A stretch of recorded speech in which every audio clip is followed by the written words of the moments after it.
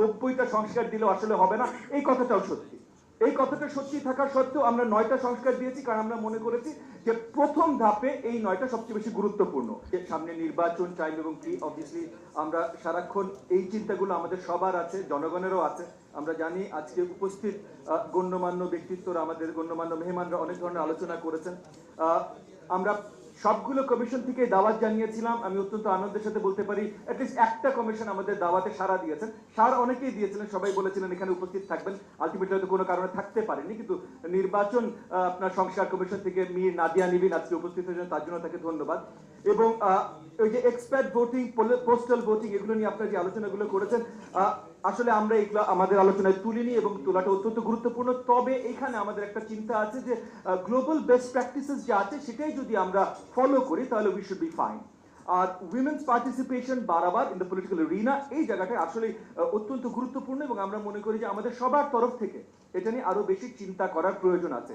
Again আমি আবার পরিষ্কার করি যে আমাদের রিফর্ম প্রপোজালগুলো আজকে যেগুলো দেওয়া হয়েছে, এগুলো এই আঙ্গিকে দেওয়া হয়েছে যে এগুলো একটা ডিসকাশনের শুরু, এবং এই সবগুলো যদি আমরা বাংলাদেশের মাটিতে বাস্তবায়ন করি, এরপরও রিফর্মগুলো কন্টিনিউয়াস থাকতে হবে। আমাদের জন্য কোন জিনিসগুলো সবচেয়ে বেশি কার্যকরী, বাংলাদেশের রাজনীতি, বাংলাদেশের সমাজ ব্যবস্থা এবং বাংলাদেশের কালচার, এটাতে কোন জিনিসগুলো সবচেয়ে বেশি কার্যকরী সেটা মেপে বুঝতেই আমাদের সামনের সংস্কারগুলো হাতে নিতে হবে। শহীদুল আলম ভাই আমার অত্যন্ত শ্রদ্ধেয় ব্যক্তি। গত বহু বছর ধরে আমি শহীদুল আলম ভাইকে অনেক ডিস্টার্ব করি, স্পেশালি অনেক কিছু পলিটিক্যাল কারণে, যদি উনি বলবেন যে উনি রাজনৈতিক ব্যক্তিত্ব না। শহীদুল আলম ভাইয়ের কথাগুলো আমি প্রথমেই আগামীতে যখনই এই ধরনের প্রোগ্রাম জিপিআর করবে বা ইন্ডিয়াম করবে, গুগল ট্রান্সলেট ছাড়া করবে না ইনশাআল্লাহ। আমি আপনাকে এটা কনফার্ম করছি। আমরা যে পলিসি রিফর্মগুলো দিয়েছি, অবভিয়াসলি অ্যাপ্লিকেশন অত্যন্ত গুরুত্বপূর্ণ। শহীদুল আলম ভাই বলেছেন, মঞ্জু ভাই বলেছেন, অ্যাপ্লিকেশন অত্যন্ত গুরুত্বপূর্ণ। বাট কিছু জায়গায় আমরা দেখেছি যেখানে অ্যাপ্লিকেশনের আগেও জাস্ট যে স্ট্রাকচারটা আছে, আইনি স্ট্রাকচার বা লিগাল স্ট্রাকচার বা ইনস্টিটিউশনাল যে স্ট্রাকচারগুলো আছে, সেই স্ট্রাকচারগুলো গণতন্ত্রের জন্য সবচেয়ে খুব বেশি হেল্পফুল না। তো সেই জায়গায় অবভিয়াসলি আমাদের রিফর্ম প্রপোজালগুলো এবং এর সাথে অ্যাপ্লিকেশনে আপনার সাথে পুরোপুরি একমত, অ্যাপ্লিকেশনে কাজ না করলে কোনো রিফর্মের কোনো দাম নাই। আরো ছোট দুটো জিনিস, একটা হলো এই যে আমাদের এখানকার ছবিগুলো, আমি আপনার কথা বলার পরে আমি জিপিআর যারা এটা তৈরি করেছে তাদের সাথে যোগাযোগ করেছি, তারা আমাকে জানালেন যে একটু ভালো করে দেখা গেলে তারা টেলিভিশন স্ক্রিনশট নিয়েছেন এবং মানে তাদের কথা, এগেন আমরা আইনজীবীদের সাথে এরপর থেকে কথা বলবো, জিপিআর কোনো ফর প্রফিট অর্গানাইজেশন না, সো তারা কাউকে টাকা দিয়ে কোনো রাইটস কিনে করেনি, কিন্তু তারা বলেছেন যে তারা নিউজের স্ক্রিনশট নিয়ে ইউজ করেছেন এবং তাদের ধারণা, এগেন আইনজীবীর সাথে কথা না বলে, তাদের ধারণা যে এই আইকনোগ্রাফিক যে ছবিগুলো আছে এগুলো এখন ন্যাশনাল আইকন, এবং সেই হিসেবে সেই চিন্তা করে তারা কপিরাইটের কথা চিন্তা না করে নিউজ থেকে ছবি তুলে দিয়েছেন। তবুও আমি তাদের হয়ে আপনার কাছে এবং এখানে উপস্থিত সবার কাছে ক্ষমা চেয়ে নিচ্ছি। আর একই সাথে আমাদের যেহেতু রাজনৈতিক দল কথা বলার সময় হয়তো দলের চেয়ারম্যান সম্বন্ধে একটু রাজনৈতিক ভাবে বলেছে, সেটার জন্য তাদের পক্ষ থেকে আমি আরেকবার ক্ষমা চেয়ে নিচ্ছি। রাশেদ সাহেব বলেছেন জাটপার আমাদের অত্যন্ত কাছের এবং রাজপথের আমাদের একসাথে সহযোদ্ধা জাটপার রাশেদ প্রধান সাহেব বলেছেন 90টা সংস্কার দিলেও আসলে হবে না, এই কথাটাও সত্যি। এই কথাটা সত্যি থাকা সত্ত্বেও আমরা 9টা সংস্কার দিয়েছি, কারণ আমরা মনে করেছি যে প্রথম ধাপে এই 9টা সবচেয়ে বেশি গুরুত্বপূর্ণ। যেমন আশরাফ কায়সার ভাই তুলে ধরেছেন যে ব্যবসা বা বিজনেস গ্রুপ, এই জিনিসগুলো নিয়ে খুব বেশি আলোচনা হচ্ছে না। আমরা মনে করি যে এই যে প্যাসেজ সরকার, আমি একদম প্রথম আলোচনা একবার বলেছিলাম যে আমাদের দুটো লক্ষ্য ছিল এই রিফর্মগুলোর মাধ্যমে। একটা হলো ফ্যাসিজম যেন আর কখনো না আসে এবং অ্যাকাউন্টেবল ডেমোক্রেসি যেন আমরা তৈরি করতে পারি। এবং এই যে কার্টেলস এবং বিজনেস গ্রুপ যেভাবে গত 15 বছর কাজ করেছে, আমরা এই পুস্তকে পরিষ্কার, এই প্রবন্ধতে পরিষ্কার দেয়া আছে কেন আমরা বিশ্বাস করি যে ফ্যাসিজম তৈরি করার জন্য সেটা বিশাল একটা শক্তি ছিল, এবং সেটা বিশাল শক্তি ছিল বলে এগুলোকে কিভাবে ভাঙা যায়, কিভাবে এর আগে অন্য দেশে হয়েছে এবং আমরা হয়তো চেষ্টা করতে পারি, সেগুলো আমরা এই প্রবন্ধতে রাখতে চেষ্টা করেছি। একইভাবে মিডিয়া, দ্য ফোর্থ স্টেট, তাদেরকে কিভাবে করাপ্ট করা হয়েছে এবং কিভাবে আমরা চেষ্টা করতে পারি। এবং এগেন সবগুলোই কিন্তু রিফর্মের শুরু।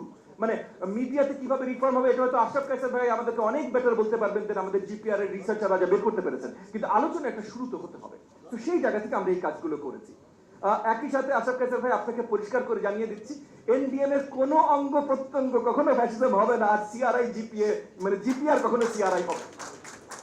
জিপিআর এর একমাত্র কাজ হলো রিসার্চ করা পলিসি ভিত্তিক। তো বাংলাদেশের রাষ্ট্র ব্যবস্থায় কি কি জিনিস কাজে আসতে পারে সেগুলো সায়েন্টিফিক রিসার্চ করে তারা সে করেন, এবং যারা আছেন জিপিআর সাথে জড়িত তারা সবাই ইদার পিএইচডি স্টুডেন্ট বা একাডেমিক, এবং তারা বাংলাদেশি এবং বাংলাদেশের জন্য কাজ করে যাচ্ছে, তার জন্য এনডিএম এর এই জিপিআর এর সাথে তারা সংযুক্ত।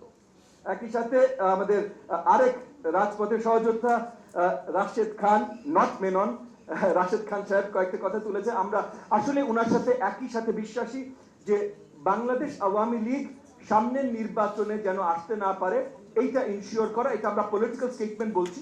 লিগালি এটা আইন প্রণয়নকারী বা আইন মানে কোর্ট, জুডিশিয়ারি তাদের দায়িত্ব, এবং সেটা বাংলাদেশের কারেন্ট আইনে যেটা বলবৎ সেটার মধ্যেই করতে হবে, এর বাইরে যেয়ে না। তবে আমরা রাজনৈতিক ময়দানে যারা এই ফ্যাসিজমের পুরো ব্রান্ডটা ফেস করেছি রাজপথে, আমরা আমাদের ডিমান্ডটা পলিটিক্যালি তুলে ধরছি যে পলিটিক্যালি স্পিকিং আমরা আওয়ামী লীগকে দেখতে চাই, এবং যেটা সত্যি কথা আমরা বিশ্বাস করি একটা নির্ধারিত অল্প সময়ের ভিতরে যদি নির্বাচন হয় তাহলে আওয়ামী লীগ এমনিও নির্বাচন করতে পারবে না, তাদের কোনো পলিটিক্যাল মানে তাদের কোনো নমিনেশন পেপারই তুলতে পারবে না। তো সেই আলোচনাটা আমরা ওখানে শেষ করে আমি আবারও মঞ্জু ভাইয়ের অ্যাপ্লিকেশন এবং শফিক ভাই কয়েকটা কথা বলেছেন যে এই যে কেয়ারটেকার সরকারের পরও কিন্তু এই প্রত্যেকটা রিফর্ম আনরাভেলিং হয়ে যায়। তো এখানে আসলে এই যে কালচারটা অত্যন্ত গুরুত্বপূর্ণ, সংস্কৃতিটা অত্যন্ত গুরুত্বপূর্ণ, এবং এই জায়গাটায় অনেকের সাথে আমি একটু দ্বিমত পোষণ করি যে পরপর 3-4টা নির্বাচনের পর আমরা এমন একটা জায়গায় এসেছিলাম যে ইলেকট্রাল কম্পিটিশন সবাই ফিল করা শুরু করেছিল, এবং ইলেকট্রাল কম্পিটিশন ফিল করা শুরু করেছিল বিধায় একটা স্পেসিফিক দল হয়তো কেয়ারটেকার সরকার সরিয়ে দেবার জন্য দৌড়ঝাঁপ শুরু করে দিয়েছিল 2009 সালের পর।